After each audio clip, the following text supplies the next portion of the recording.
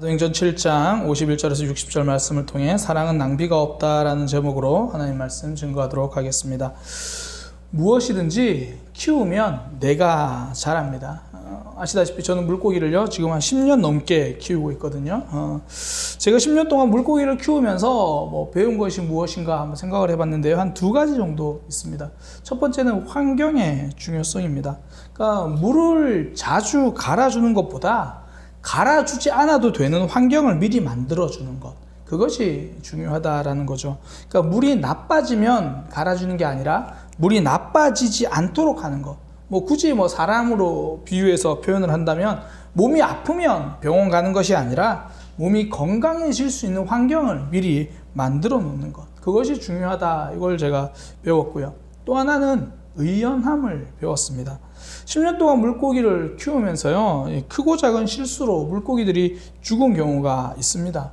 그런데 아무리 좋은 환경을 만들어 주어도요, 어쩔 수 없이 죽는 물고기도 있더라는 거예요. 그러니까 아무리 좋은 환경이 좋아도 어항이잖아요. 그러다 보니까 제가 실수하지 않아도, 아무리 잘 해놔도 어쩔 수 없이 죽는 물고기들이 있더라고요. 그래서 제가 배운 게 의연함이에요. 그러니까 수십 마리 물고기 중에서 어쩔 수 없이 죽는 물고기 생긴다. 내가 어쩔 수 없는 문제가 있고 아픔이 있다. 이걸 인정하는 법을 배우게 되더라고요. 그러니까 의연함입니다.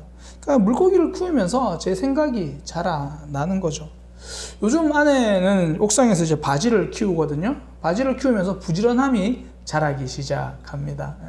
바질은 아침 저녁으로 물을 줘야 되거든요. 아침에 올라가서 물을 주고 저녁에 물을 주고 꼬박꼬박 물을 주면서, 그러니까 바질을 키우면서 부지런함이 자라는 거죠. 그래서 우리 부모님들이 그런 이야기를 하시잖아요. 아이를 키우면서 하는 말, 내가 아이를 키우는 줄 알았는데 아이가 나를 키웠다, 그런 이야기를 하잖아요. 그러니까 아이가 태어나던 날, 아이도 세상에 첫 발을 떼는 거지만 부모도 내가 엄마가 되는 첫날이 되는 거거든요. 아빠가 되는 첫날이 되는 겁니다. 그러니까 아이는 그나마 준비 없이 태어나도 엄마 아빠가 준비를 해주는데, 엄마 아빠는요 아무리 엄마 아빠가 될 준비를 해도 여전히 돌발 상황 생기고 부족하고 잘하고 싶은데 나 자신이 컨트롤되지 않을 때가 있더라는 거죠. 그러니까 아무리 준비해도 쉽지 않아요. 그러니까 아이를 키우면서 내가 자라는 거죠. 그거를 느끼는 겁니다. 그러니까 삶은 내가 쏟은 시간은 반드시 삶으로 결실하게 되어 있습니다.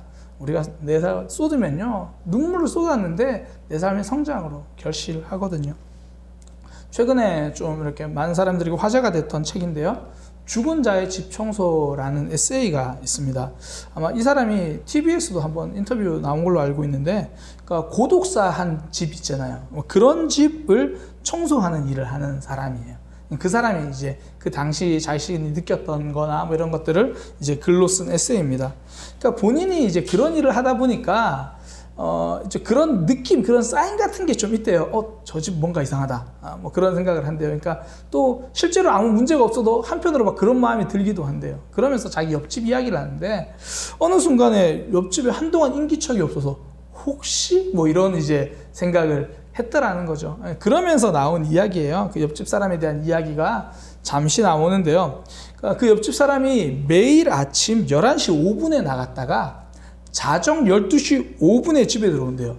그 시간을 아는 이유가 뭐냐면, 그 옆집에 개를 키우는데 주인이 이제 집을 나서고 나면 출근이겠죠. 집을 나서고 나면 그때부터 짖기 시작하는 거예요. 그러니까 이제 이사 오고 나서 처음 이사하고 집수리하는 과정을 쭉 들었어요. 옆에서 막 소리 들리잖아요. 그리고 나서 이제 매일 출근하고 나면 11시 5분부터 짖기 시작해가지고 밤 12시 5분까지 이제 계속 짖는 거예요. 계속해서 짖는 거예요. 그러니까 그 소리를 통해서 아는 거예요. 그리고 더 그런 건 이제 12시, 자정이 넘어섭니다. 자정 12시 5분에 주인이 들어오면 그동안 서러웠잖아요. 걔는 또 반갑잖아요. 더 맹렬하게 짖는 거죠. 반갑다고. 그러니까 이제 이 옆집 사람들이 왔구나를 알게 되더라는 거예요. 그래서 처음에는 그러다 말겠지. 근데 몇 개월이 되니까 이제 그 사람이 그렇게 표현을 하더라고요. 이웃집이 개를 키우는 건지 내가 개를 키우는 건지 그걸 모르겠다. 그렇게 이야기를 하더라고요.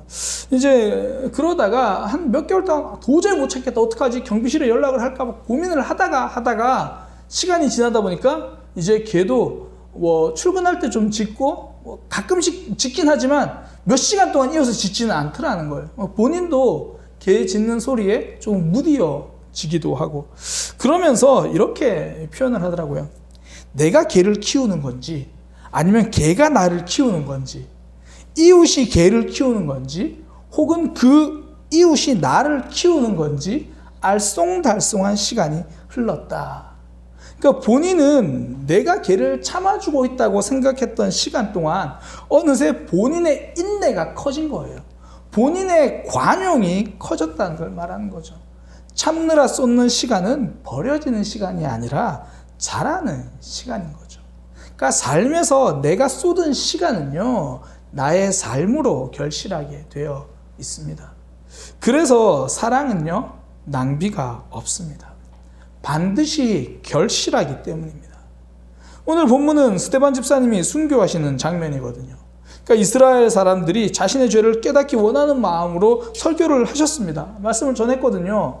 그런데 집사님의 진실한 마음에도 불구하고 사람들의 반응은 싸늘한 거예요. 아니, 진실한 마음이기 때문에 그 사람들은 불편했던 거죠. 그러니까 집사님의 말을 듣고 마음에 찔려 합니다. 그러니까 마음의 불편함은 항상 맞는 말을 들을 때 찾아오거든요. 그러니까 그들은 옳은 말은 들었습니다. 그러나 옳은 결정은 하지 못했죠. 그 옳은 말조차 듣기 싫어하면서 귀를 막고 그 집사님에게 달려듭니다. 그 결과 스데반 집사님의 생명이 끊어집니다. 죽음이죠. 그렇게 열심히 설교하고 마지막 순간까지 하나님 앞에 기도했던 스데반 집사님의 결론은 죽음입니다. 마지막 축구 경기 보면서 역전할 거라고 막 기대하면서 보는데 아무런 반전 없이 끝나버린 거예요. 하나님께 기도했던, 마지막까지 기도했지만 마지막 반전은 일어나지 않았습니다. 심지어 그 마지막 기도가 애처롭기까지 합니다. 주여, 이 죄를 그들에게 돌리지 마옵소서. 감동이 되잖아요. 뭉클하잖아요. 그러면 우리는 이런 희생의 끝에 뭔가 반전이 있고 뭔가 달라지고 그런 걸 기대하는데 결과는 그렇지 않더라는 거예요. 그런데 이 기도, 이 스데반 집사님의 사랑은 낭비가 아니었습니다. 이 사랑은요, 생명으로 결실을 하죠. 스데반 집사님의 이 죽음과 함께 등장한 사람, 오늘 본문에 보니까 사울이라는 사람이 등장합니다. 스데반 집사님의 죽음은 그 사울의 삶으로 이어진다라는 것을 오늘 성경은 명확하게 말해 주는 거죠. 우리는 이후의 결론을 알고 있습니다. 이 사울이 예수님을 만나고 바울로 활동하게 되는 거죠. 자신의 몸을 돌보지 않고 세계 곳곳 복음을 전하는 하나님의 사도로서 활약을 합니다. 스데반 집사님의 죽음이 사울을 살렸습니다. 사울을 통해서 세상을 살렸습니다. 스데반 집사님의 사랑은요, 낭비되지 않았습니다. 그러니까 사랑은 낭비되지 않습니다. 미국의 위스콘신 주에 보면요, 7.2km짜리 해바라기 도로가 있대요. 그러니까 국도를 지나다 보면 해바라기가 7.2km까지 쫙 이렇게 심겨져 있더라는 거죠. 이 해바라기는요, 이 돈 자퀴시라는 한 사람이 직접 심은 겁니다. 그 한 사람이 심은 건데 2006년에 자기 자신의 아내가 암 판정을 받습니다. 근데 판정을 받는데 암 말기라고 판정을 받는 거예요. 병원에서 말하는 시간은 2주 혹은 2개월. 이제 그런 판정을 받습니다. 그럼에도 불구하고 이 아내의 마지막 삶을 포기할 수 없는 거죠. 그래서 아내가 좋아하는 해바라기를 집 주변부터 심어가기 시작합니다. 그러면서 아내를 간호하고 하나님께 기도하고 그런 시간을 보내죠. 감사하게도 그 후로 무려 이제 9년 동안 아내가 더 살아가다가 2014년 11월에 그때 나이 66세로 이제 아내가 세상을 떠납니다. 근데 아내를 위해 해바라기를 심기 시작한 이 자퀴 씨는요, 그 후로도 해바라기 심는 걸 멈추지 않아요. 계속 해바라기를 심습니다. 아니 본격적으로 심기 시작해요. 그리고 나서 전 이게 얼마나 큰지 모르겠는데 50만 평에다가 해바라기를 심고 그 밭을 만들어내는 거예요. 그리고 그 해바라기에서 나온 수익금을 가지고 이 암 연구하는 센터에 기부하고 또 암 치료가 필요한 어려운 이웃들을 돕기 시작한 겁니다. 그가 해바라기를 씨를 심는다고 아내의 골수암이 낫는 건 아니었어요. 비록 연장되긴 했지만 아내는 생명을 그렇게 일찍 떠날 수밖에 없었습니다. 그렇다고 해서 해바라기로 표현된 그의 사랑이 낭비된 건 아닙니다. 그의 그 사랑은요, 해바라기 밭을 만들었고 또 다른 사람을 돕는 암 환자를 살리는 일에, 생명을 살리는 일에 쓰임 받은 거죠. 사랑은요, 낭비가 없습니다. 무엇보다 생명을 살리는 살림으로 드러나기 때문이죠. 사랑은요, 생명으로 결실을 합니다. 살리는 힘이 있는 게 사랑이에요. 그래서 우리는 스토킹을 사랑이라고 말하지 않습니다. 스토킹, 간절함은 있지만 살리는 힘은 없기 때문이에요. 그러니까 일상에서 똑같죠. 내가 지금 사랑을 제대로 하고 있나, 그거 아는 비결은 뭐냐면 나의 사랑이 지금 저 사람을 살리고 있나 살리지 못하고 있나, 그거 점검해 보면 되는 거예요. 살리고 있다면 그건 사랑이에요. 가끔씩 TV에 보면 체벌을 넘어서 가정폭력에 가까운 그런 부모들이 나오잖아요. 그 부모들에게 물어요. 왜 그랬냐고. 물어보면 자녀를 위해서래요. 자녀를 사랑하기 때문에라고 말해요. 마음은 사랑일 수 있습니다. 그러나 행동은 사랑이 아닌 거죠. 어떻게 알 수 있습니까? 살림이 아니기 때문입니다. 생명으로 결실하는 것이 바로 사랑입니다. 그러니까 성도는요, 살리는 선택을 하는 사람이죠. 누군가를 사랑하면 그 누군가가 살아나게 되어 있습니다. 우리가 사랑할 때 사람들이 살아나는 거죠. 스데반 집사님도 이렇게 재판받는 이유, 이스라엘 백성들, 자기 민족 사람들을 살리고 싶었기 때문입니다. 예수님을 바로 눈앞에 두고도 믿지 못했던 이들, 아니 그 예수님을 십자가에 못 박으라고 소리쳤던 사람들, 그 사람들을 그 죄의 상태, 죽음의 상태 그대로 둘 수가 없었던 거죠. 그래서 예수님에 대해서 가르쳤습니다. 예수님에 대해서 알려주었습니다. 그 결과 비록 나는 살아남지 못할지라도 남은 살리는 길을 선택하신 겁니다. 광야에 섰던 모세가 그런 사람이었거든요. 모세가 십계명을 받기 위해서 시내산에 올라가잖아요. 그때 이스라엘 백성들은 산 밑에서 금송아지 만들고 있어요. 그러니까 하나님이 모세에게 이렇게 말씀하십니다. 내가 이 백성 싹 쓸어버리고 너를 통해서 다시 민족을 만들겠다. 그때 모세가 하나님 앞에 이렇게 말합니다. 하나님, 저의 이름을 하나님의 책에서 지워버리는 한이 있더라도 이 백성들을 살려주세요. 쉽게 말해서 이런 거죠. 하나님, 제가 지옥에 떨어져도 좋습니다. 이들을 살려주세요. 이것이 사랑입니다. 그렇게 죄를 범한 이스라엘 백성들을 향한 모세의 선택은요, 정죄와 심판이 아니라 살림이죠. 이게 사랑이죠. 그러니까 사람들은 사랑이라는 이름으로 너무 쉽게 정죄하고 심판합니다. 그러니까 다른 사람들의 잘못을 지적하기에 바쁜 사람들. 이유를 물어보면 하나같이 사랑해서라고 말해요. 사랑하기 때문이라고 말하죠. 맞습니다. 사랑하기 때문에 말해요. 그러나 그 마음은 사랑인데 그 행동은 사랑이 아닌 거죠. 앞서 말씀드린 것처럼 살림이 아니기 때문입니다. 지금 대한민국은요, 그 어느 때보다 살림이 필요한 시대입니다. 요즘 젊은이들이 쓰는 표현 이생망, 혹시 무슨 뜻인지 아세요? 청년들은 알죠? 이생망. 이번 생은 망했어. 그런 거예요. 그러니까 살아가는데 소망이 별로 없다라는 거죠. 70년대, 80년대처럼 열심히 노력하면 달라질 거야. 이런 세대는 이미 끝났어요. 이제 우리 계층 간의 이 사다리가 거의 무너졌다 그러거든요. 열심히 노력하면 시급이 살짝 올라가거나 내가 조금 더 받을 수 있는 그런 거죠. 그래서 희망 고문이라는 굉장한 신조어가 만들어졌어요.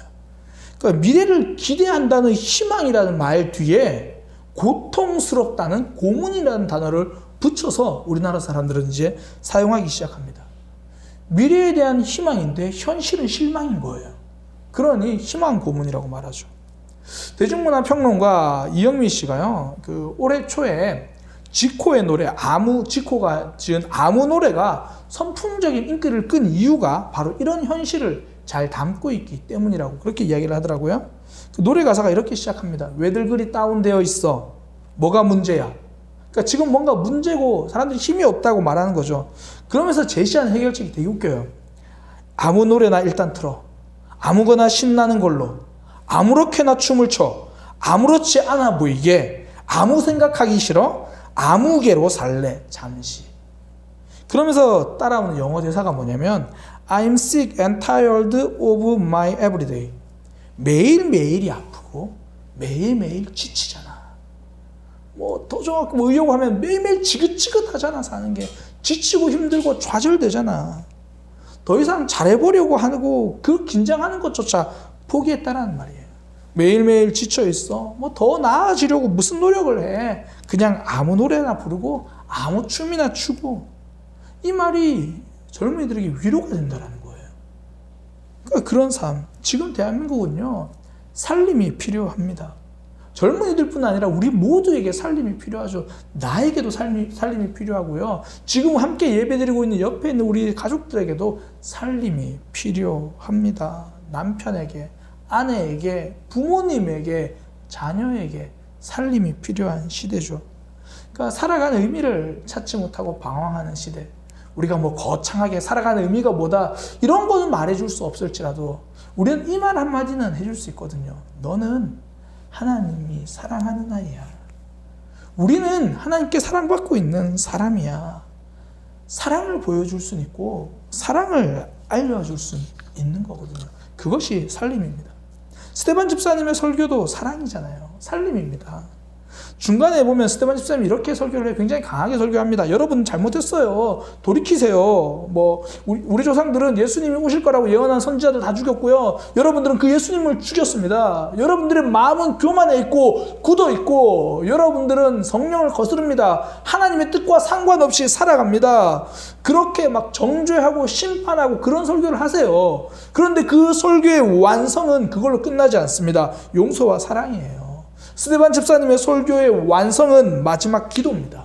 하나님, 저 사람들을 용서해 주세요. 하나님, 저 사람들의 죄를 용서해 주세요. 이 마지막 기도로 스데반 집사님의 설교는 완성됩니다. 정죄가 아니라 사랑이죠. 심판이 아니라 살림입니다. 스데반 집사님은 그 사랑을 보여주고 있습니다. 그러니 이스라엘 사람들이 살아나잖아요. 하나님은 죄 지은 세상을 심판하기보다 오히려 사랑하기로 결정하셨습니다. 하나님이 세상을 이처럼 사랑하사 독생자를 주셨으니 그 예수님으로 사랑을 증명하셨습니다. 살림을 실천하셨습니다. 대중문화평론가 아까 제가 이영미 씨 이야기했는데요. 그분도 이제 우리 이런 시대에 위로가 되어줄 노래를 하나 꼽았는데요. 그 노래가 뭐냐면 이 6월 달에 나왔나요? 화사라는 가수의 마리아라는 노래가 위로가 되어줄 거다. 그렇게 이야기를 해요. 그 가사가 이래요. 중간에 있는 가사부터 제가 말씀드리면 외로워서 어떡해. 미움마저 삼켰어. 화낼 힘도 없어. 이유도 없고 마음을 더럽히지 마. 타락하기엔 아직 일러. 그러면서 하는 말이 후렴 부분이거든요. 마리아 마리아 널 위한 마리아 빛나는 밤이야 널 괴롭히지 마. 오 마리아 널 위한 마리아 뭐하러 아등바등해 이미 아름다운데. 이 노래로 들으면 워낙 가사가 빨라서 제가 무슨 말인지 잘 몰랐는데요. 가사를 하나하나 읽어보는데 뭉클하더라고요. 저는 이게 무슨 복음성가 가사인 것 같았어요. 저는 우리 교회 성도들에게 이 가사를 너무 들려주고 싶었습니다. 아니 우리 대한민국에 내 곁에 저에게 소중한 모든 이들에게 전 이 가사를 너무 들려주고 싶어요. 널 위한 말이야. 널 괴롭히지 마. 뭐하러 아등바등해. 넌 이미 아름다운데. 하나님이 우리 보고 처음 해주신 말씀이 이 말씀이잖아요. 하나님이 보시기에 심히 좋았더라. 너 왜 그 모양이야? 이것밖에 못해. 그것밖에 안 돼. 그렇게 말하지 않으셨습니다. 넌 이미 아름다운 사람이야. 지금 우리는 이미 아름다운 사람입니다. 내 옆에 있는 사람은 이미 아름다운 사람입니다. 이것을 느끼게 해주는 것이 살림입니다. 이것을 깨닫게 해주는 것이 살림입니다. 이걸 느끼게 해주는 방법, 결국은 꺾임이에요. 살림은 꺾임으로 실천됩니다. 옳은 말을 한 스데반 집사님은 결국 자신의 생명을 꺾인다는 것 알고도 피하지 않았거든요. 내가 꺾여야 저들이 살아난다는 것을 아셨기 때문입니다. 중증외상센터 이국종 교수, 그가 이제 경기 남부권 외상센터를 지을 때 이야기입니다. 그 설계도를 봤어요. 근데 설계를 보고 설계 변경을 요구한 겁니다. 처음에 설계 그 도면에 보니까 이 외상센터가 지하에 있는 영안실 위에 세워지는 거예요. 어찌 보면 합리적인 설계잖아요. 삶과 죽음의 갈림길에 있는 이들, 사실 언제 죽어도 이상하지 않는 이들, 영안실과 가까운 목숨이기 때문에 그럴 수 있잖아요. 근데 이국종 교수는 반대한 겁니다. 그러면서 이렇게 말해요. 나는 살 가능성을 찾으며 사투를 벌이는 환자들과 죽은 자들을 한 공간에 둘 수 없었다. 한참 논란 끝에 이제 설계가 변경되고 이제 영안실을 오히려 신축하기로 이제 결정을 했습니다. 그때 이국종 교수가 쓴 표현이요. 너무 인상 깊어요. 신축 비용에 대한 우려가 나에게 쏟아졌다. 나는 뜻을 굽히는 대신 사방에 허리를 굽혔다. 이쪽 저쪽에 나의 사활을 우겨 넣어 공사는 시작되었다. 그러니까 살리기 위한 뜻은 꺾지 않기 위해서 더 많이 허리를 꺾은 거예요. 새롭게 지어지는 건물 여기저기에는 이국종 교수의 사과가 들어있었던 거죠. 죄송합니다. 어쩔 수 없었습니다. 양해해 주시기 바랍니다. 정말 죄송합니다. 내 자존심 꺾고 내 마음 꺾어서 그 죽어가는 사람들에게 희망을 살려내고 만들어낸 겁니다. 부산교회 김정성 목사님이 저에게 알려주신 목회의 진짜 큰 비결이 하나가 있어요. 목사가 손해보면 교회가 살아. 제가 올해로 사역을 시작한 지 이제 횟수로 15년이 되거든요. 15년 동안 제가 배운 것 중에 하나는 목회는 사과하는 연습이라는 거예요. 목사는 사과하는 사람입니다. 잘잘못을 따지는 사람이 아니라는 거예요. 지금도 제가 잘 실천하지 못하지만 후배 목회자들에게 해준 이야기가 있습니다. 목회는 10번 지고 1번 이기는 싸움이다. 중요하지 않은 거, 본질이 아닌 것, 그건 다 져라. 그 대신 본질은 놓치지 마라. 본질을 굽히지 않으려면 비본질 10가지를 굽혀야 합니다.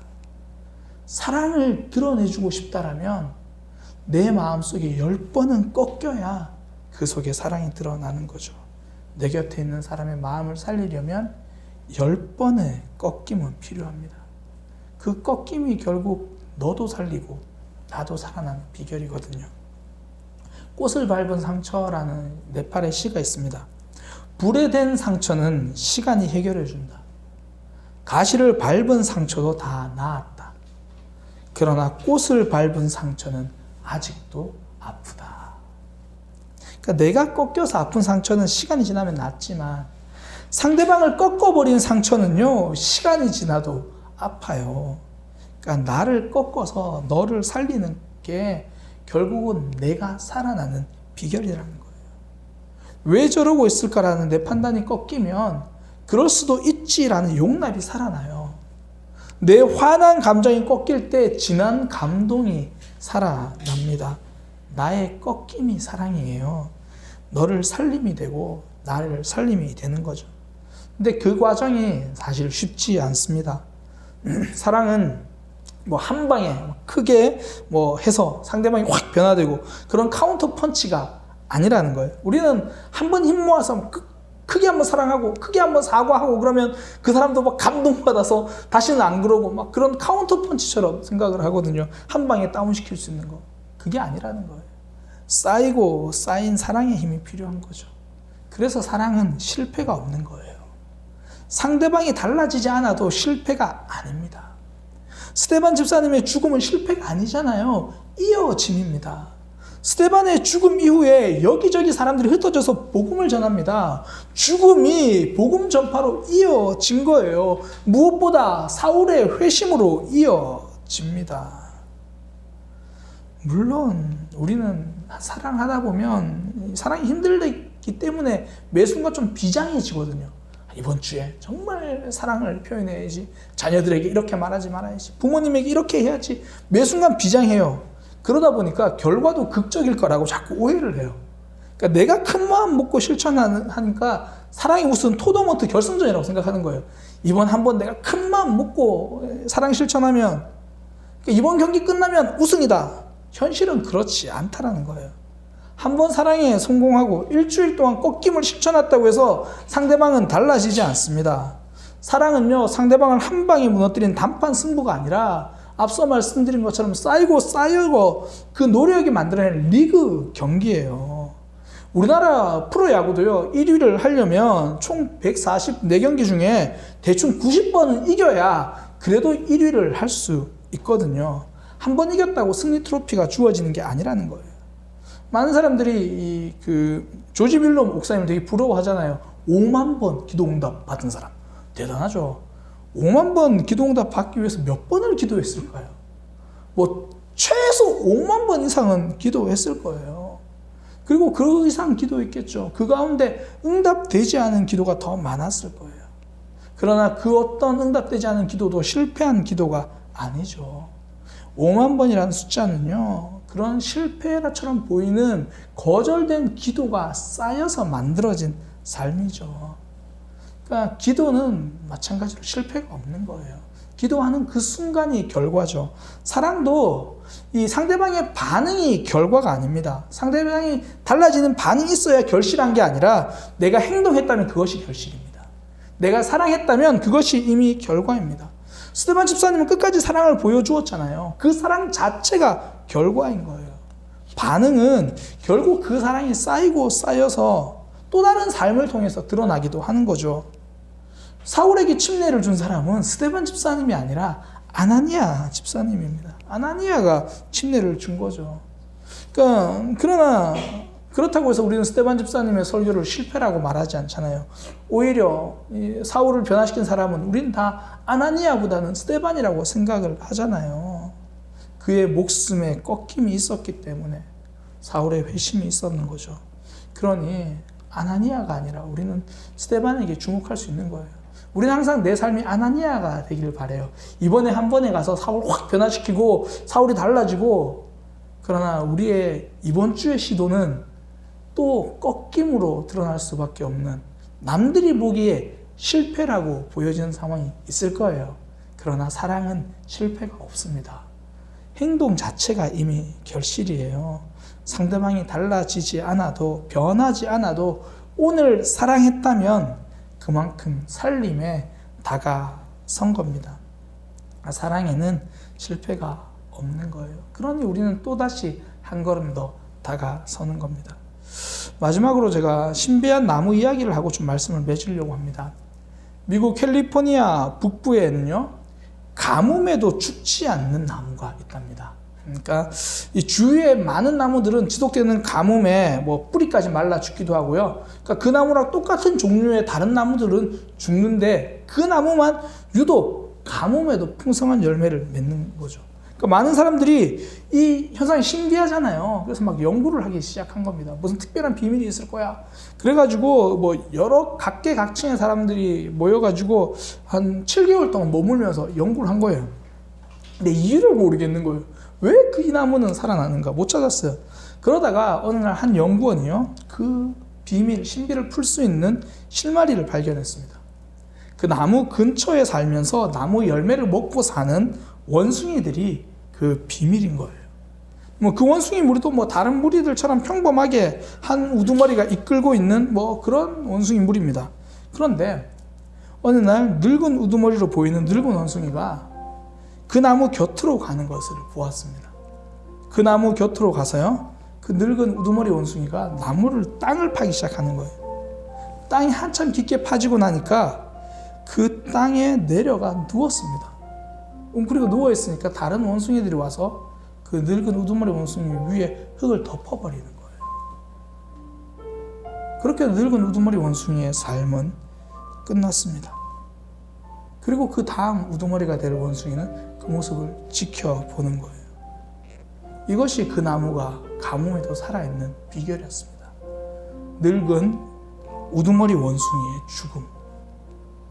아직까지 내 삶이 남아있지만 나는 이 자리에 내가 썩어 죽어지기로 결정을 하고 그곳에 자신의 무덤을 파는 거예요. 자신의 죽음을 파는 겁니다. 남은 생을 포기하고 흙으로 들어가는 원숭이. 그의 죽음이 그 나무를 살렸고 그 원숭이 무리를 살렸습니다. 살림은 항상 죽음 위에 세워집니다. 나의 꺾임 속에 세워집니다. 이번 한 주간 우리도 사랑을 위해서, 살림을 위해서 꺾임을 시도하는 그런 믿음의 삶이 되기를 소망합니다. 우리 이런 찬양 가사 담겨 있는 찬양인데 미랄 우리 함께 들으면서 우리 묵상하기를 원합니다.